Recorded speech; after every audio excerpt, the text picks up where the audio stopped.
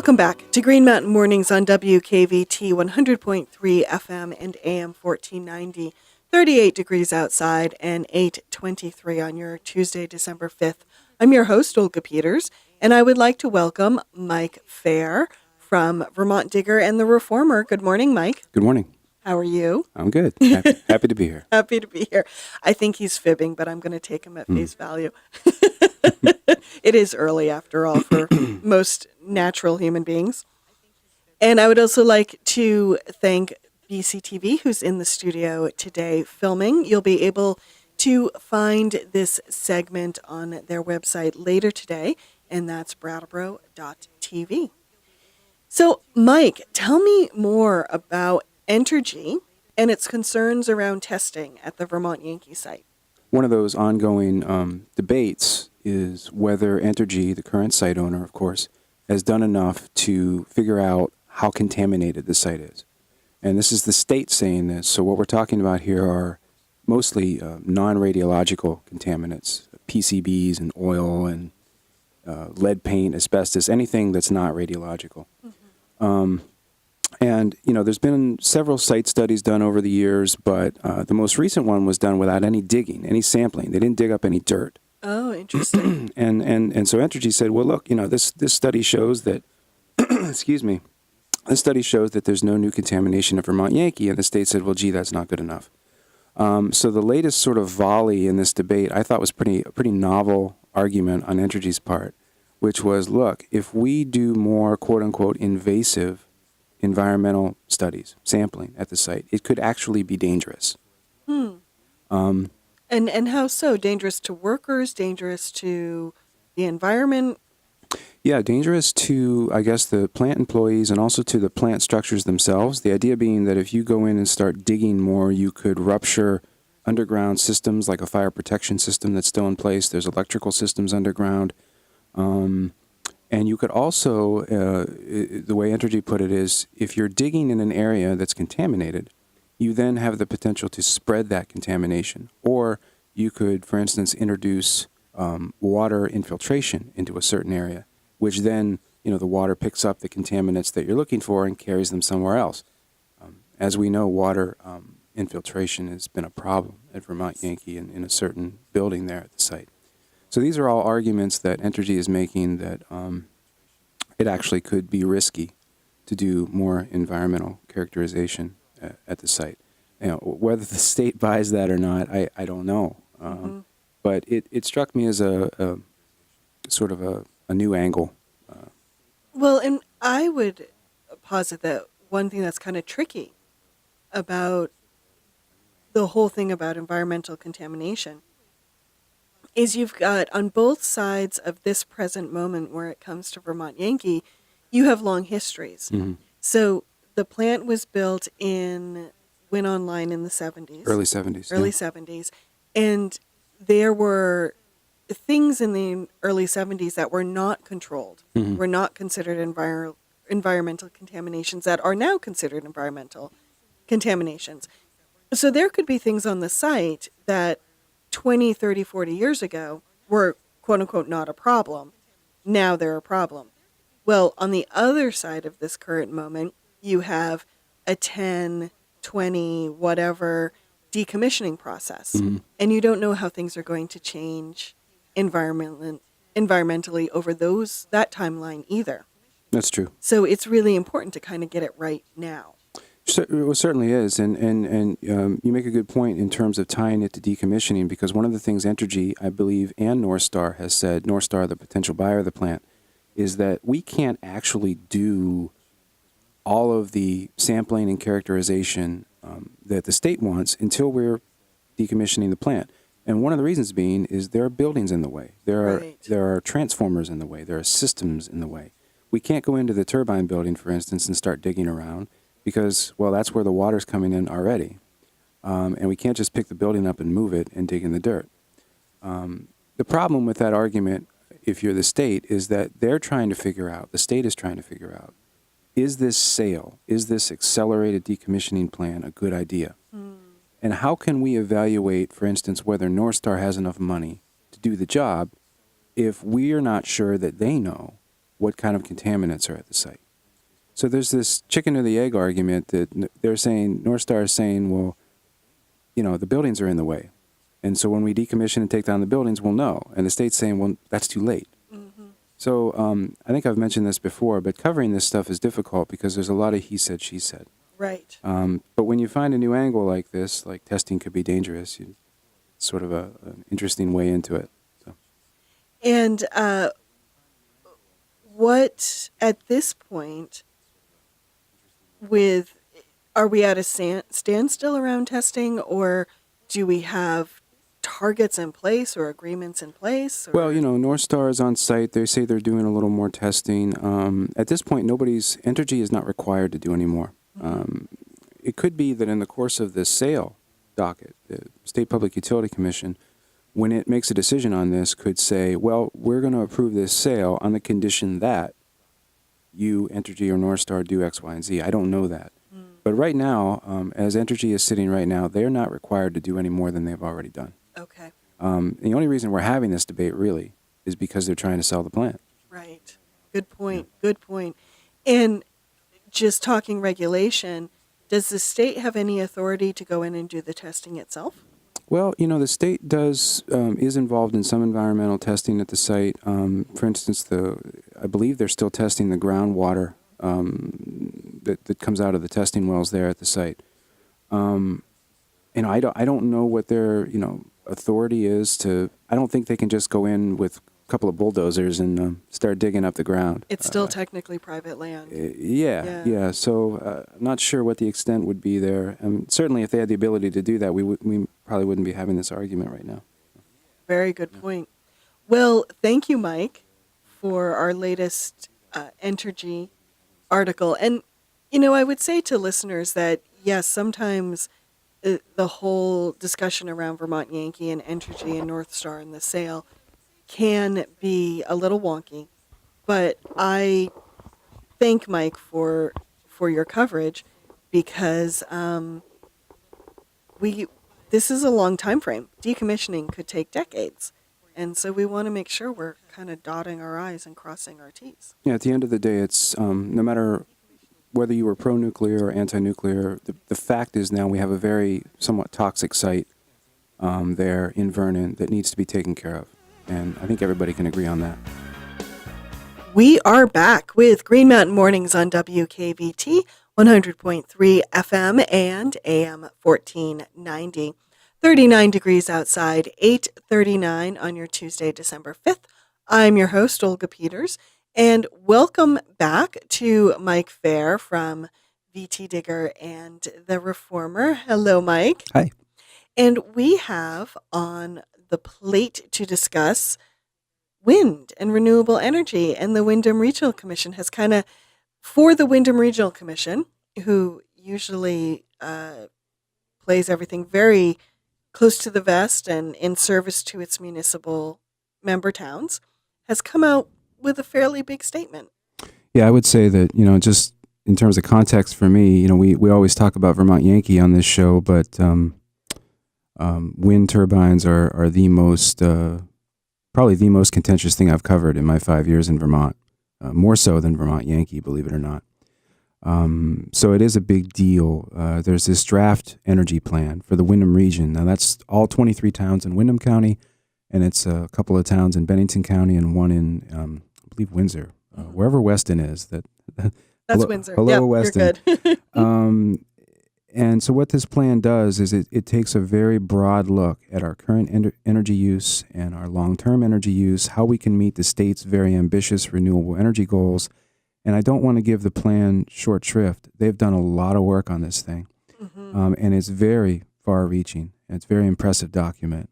However, when I was reading through it, one thing that really struck me is that it does make a very strong statement in the sense that it says that big wind turbines are basically incompatible, and it uses that word, incompatible, with our region beyond what's already being built.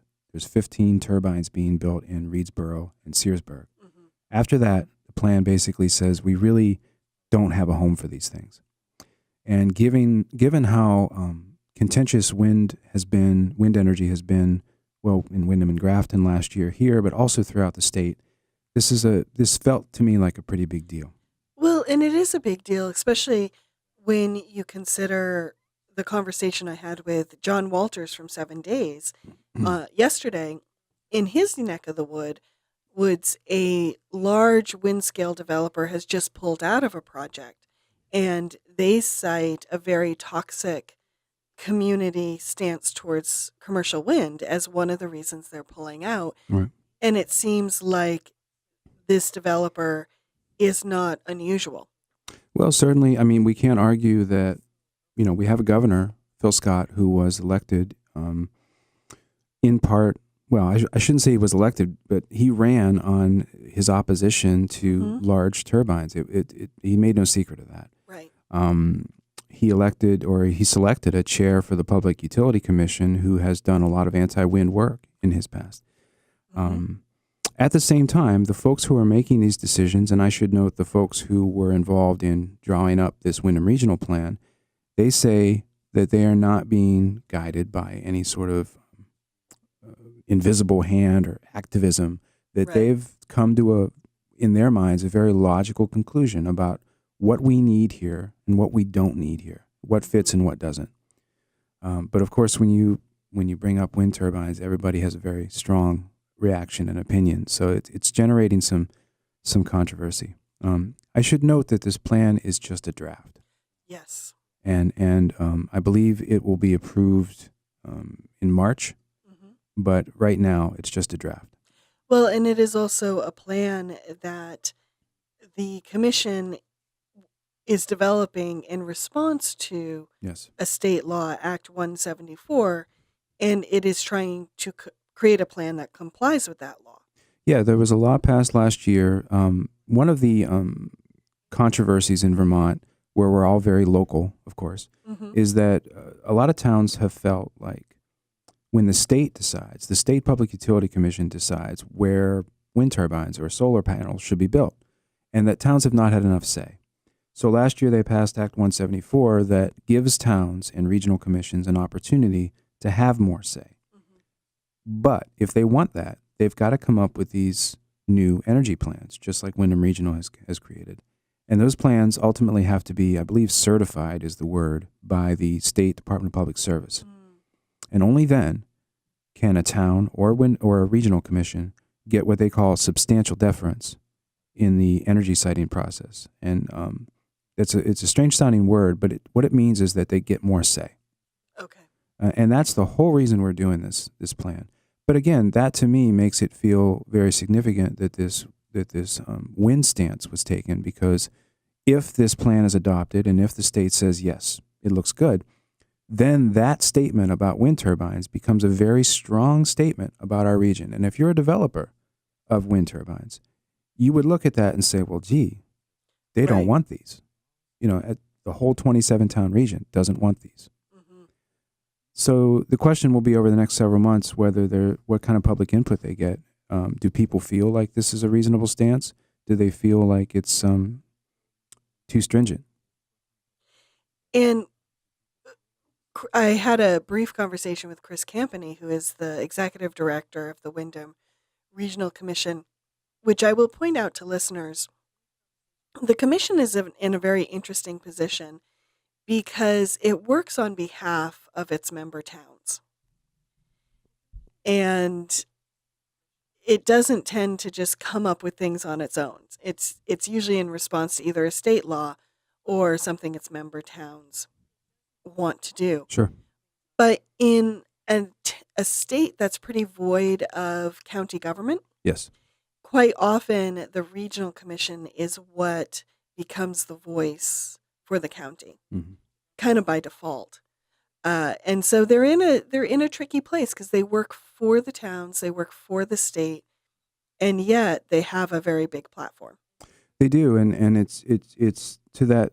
On that same topic, it wasn't just the commission staff that drew up this plan; it was the commissioners, and also who are representatives of each town. Town, and also just other folks from each town, and so you have a very diverse mix of people drawing up this plan and working with the staff at Windham Regional. For instance, Lisa Kissel is a Grafton resident who's very opposed to wind. She is on the Energy Committee at Windham Regional, and that committee was very involved in drawing up this plan. On the other hand, you have a gentleman from Reedsboro who I spoke to, where they're building turbines, and he has no problem with them, and he's also on that committee. So I bet I was not at those meetings, but I'm sure the discussions were pretty interesting. It would be quite the fly on the wall Yeah. committee to attend. Yes. Now, what does this mean? The state of Vermont has some goals for its energy planning, and I believe it's 90% renewables by the year 2050. That's right. How does this plan fit, this draft plan, we'll say, how does this fit with that overall mix? Will it stymie those goals, or do you think it will move those goals forward or neutral or? Well, the whole idea, is to actually boost renewable energy in Windham County, and that's what this plan proposes to help do. But what it does is it says, look, we don't think we need big wind turbines to do this. It very much favors instead the further development of solar, and there's some restrictions on that as well. But for the most part, I think the plan seems to indicate that we have a lot of resource to develop more solar and even large arrays if we do it in the right places. And that could be a way to help meet those very ambitious energy goals. It also points out that in general, solar siting has been way less controversial. This is true. Than wind. I mean, certainly there have been some folks who are concerned about solar. That's it's happened, but not to the degree that we've seen with wind turbines. And just to clarify, when we're talking wind turbines, we're talking the large-scale commercial wind turbines. We're not necessarily talking a small house or a wind turbine that might be for a farm or something like that. No, that's a good point. I believe the standard they use is you need a hub height above 75 meters and at least 2 megawatts of power generation capacity. That's a pretty big turbine. Mm-hmm. It does. The plan does point out that residential scale wind, and you think you do see these small windmills from time to time around.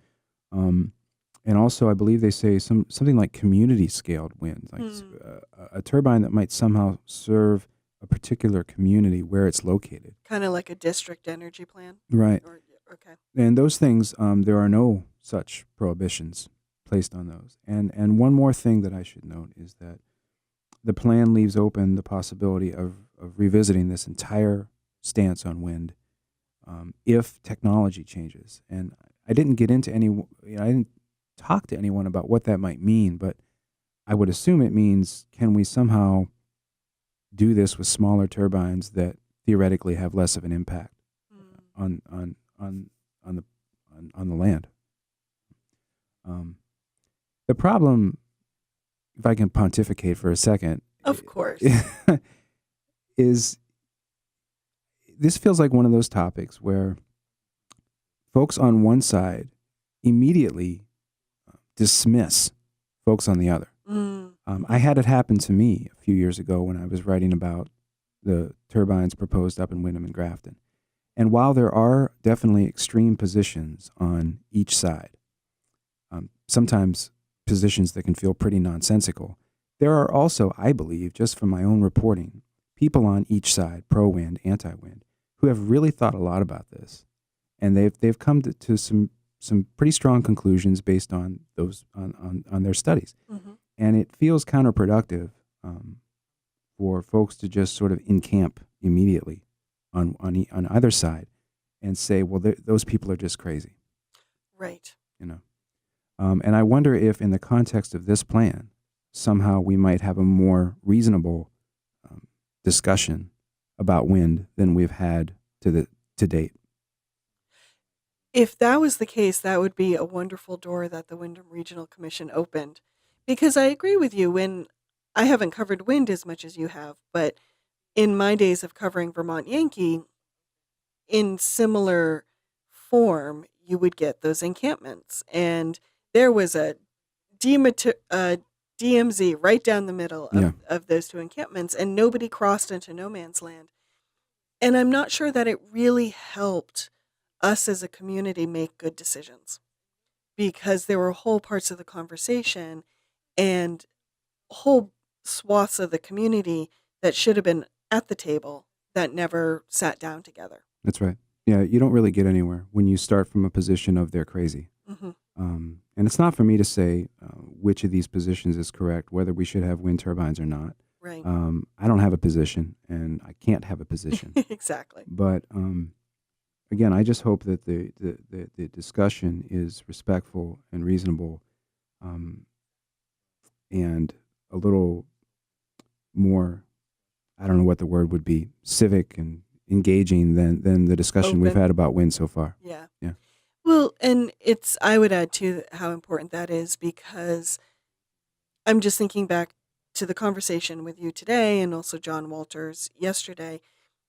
Energy generation raises a lot of questions. It does. And partly one thing that I find powerful about renewables and about locally produced energy is I'm not sure it's always fair as a community to outsource our energy generation. Sure. We've had it done to us as rural communities, and I think that one of the powerful things about renewables, like I said, is that you can have locally produced energy, and therefore the community that's using the energy also, gets the benefits, but also takes responsibility, and there's something powerful in that. Yeah, and there's some pretty exciting things happening. Green Mountain Power's looking into battery storage, Mm-hmm. ways that we can sort of combat the intermittentness of renewable energy. So technology may make these discussions a little easier in the coming years. Well, thank you, Mike. Yeah. Thank you so much. And on that note, we will say goodbye for now. Thanks for having me. It's always wonderful to have you in the studio.